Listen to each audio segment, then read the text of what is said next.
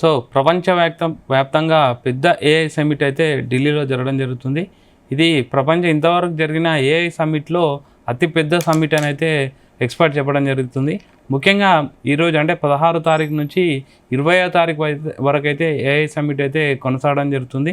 ఇందులో ముఖ్యంగా అంటే ఏం చర్చిస్తారంటే ప్రపంచ అభివృద్ధి ఏఐని ఉపయోగించి ఎలా చేయాలి, కంపెనీలను ఏ విధంగా అభివృద్ధి చేయాలి, వాటితో పాటు తలసరి ఆదాయం కానీ ఎకానమీ డెవలప్ చేయడం ఎలా అనే ఒక కాన్సెప్ట్ బేస్ మీద అయితే ఏఐ సమ్మిట్ అయితే జరగడం జరుగుతుంది.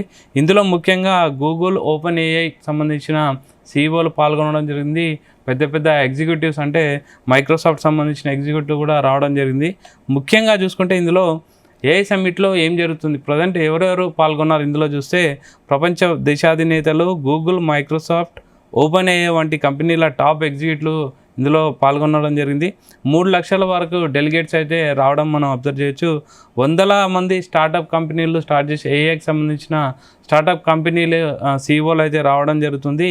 ఇది ఏఐని కేవలం టెక్నాలజీ కాకుండా ప్రపంచ అభివృద్ధి సాధనంగా ఎలా ఉపయోగించాలనే మెయిన్ టాపిక్ పైన అయితే చేయడం జరుగుతుంది. ముఖ్యంగా ఈ సమ్మిట్ యొక్క ఇంపార్టెన్స్ ఏంటి, ముఖ్యంగా ఇండియాలో ఎందుకు పెట్టడం జరిగిందో ఒకసారి చూస్తే ప్రపంచం భారత్ వైపు చూస్తుంది. ఎందుకంటే ఏఐ వినియోగంలో భారత్ పెద్ద మార్కెట్గా మారింది.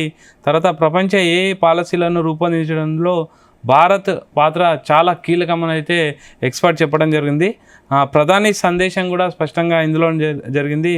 సర్వజనహితయే సర్వ సుఖయే అనేది ఏఐకి సంబంధించిన ఒక అనౌన్స్మెంట్ చేయడం కూడా ప్రధాని నరేంద్ర మోడీ దీనికి సంబంధించిన ఒక స్టేట్మెంట్ అయితే బాగా వైరల్ అవ్వడం జరిగింది. తర్వాత ఏఐ సమ్మిట్లో మెయిన్ అనౌన్స్మెంట్ ఒకసారి చూస్తే మనము విదేశీ టూరిస్టులకు కూడా యూపీఐ ద్వారా ఇండియాలో చెల్లింపు చేసే అవకాశం రావడం, యూపీఐ వన్ వరల్డ్ అని అయితే ప్రారంభించడం జరిగింది. భారతదేశంలో ఏఐ చిప్ తయారీ ప్రారంభానికి ప్రణాళికలు చేయడం జరిగింది. భారీ ఏఐ మరియు క్లౌడ్ పెట్టుబడులు గూగుల్, మైక్రోసాఫ్ట్, అమెజాన్ వంటి $1 బిలియన్ పెట్టుబడులను ఇందులో ఆకర్షించడానికైతే ఏఐ సమ్మిట్ ఖచ్చితంగా ఉపయోగపడుతుందని చెప్తున్నారు. భవిష్యత్తులో డిజిటల్ ఇండియా కాదు ఏఐ ఇండియాని రూపొందిస్తామని అయితే ప్రధాని నరేంద్ర మోడీ కూడా చెప్పడం జరిగింది. ఓవరాల్గా ప్రపంచంలో చాలా దేశాలు ఉన్నాయి ఏఐకి సంబంధించి, టెక్నాలజీకి సంబంధించి, కానీ ఇండియానే మెయిన్గా వాళ్ళు చూజ్ చేసుకోవడం అనేది ఇండియా ఏ విధంగా టెక్నాలజీ పరంగా ముందుకెళ్తుందనే దానికి ఒక నిదర్శనం అని అయితే ఎక్స్పర్ట్ చెప్పడం జరుగుతుంది.